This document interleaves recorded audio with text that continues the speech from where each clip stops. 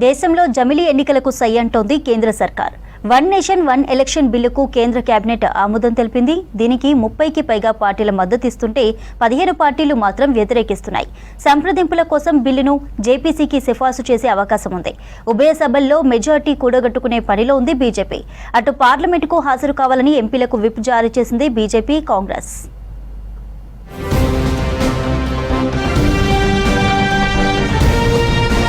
One nation one election పై మరో ముందడుగు వేసింది కేంద్ర సర్కార్.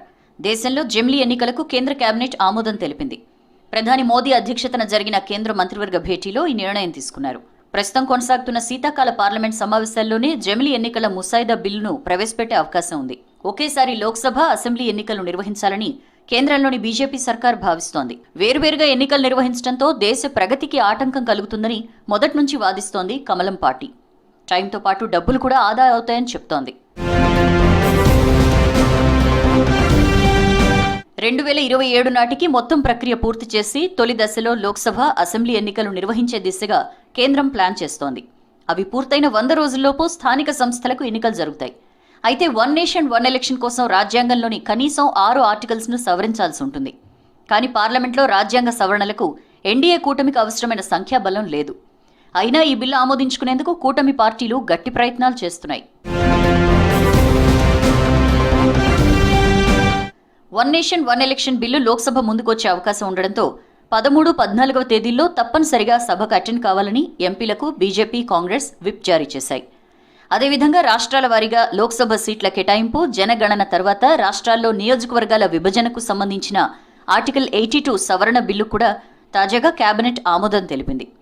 అయితే దీనికోసం 50% రాష్ట్రాల ఆమోదం అవసరం ఉండదని సంబంధిత అధికారులు అంటున్నారు.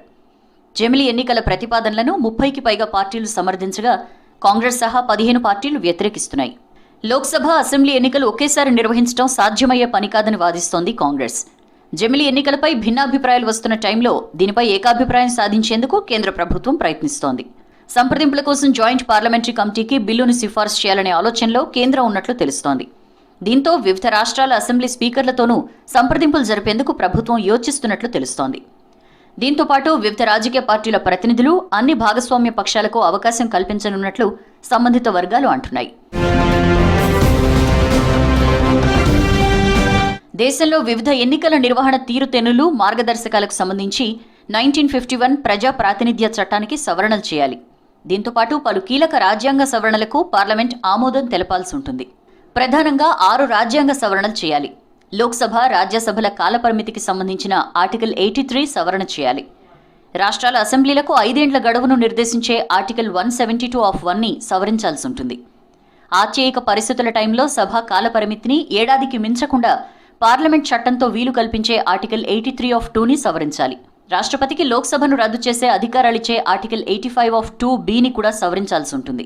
రాష్ట్ర అసెంబ్లీల రద్దు అధికారం గవర్నర్కు దఖలుపరిచే ఆర్టికల్ 174 ఆఫ్ 2B ని సవరించాలి. రాష్ట్రాల్లో రాష్ట్రపతి పాలనకు వీలు కల్పించే ఆర్టికల్ 356కి సవరణలు కూడా చేయాలి.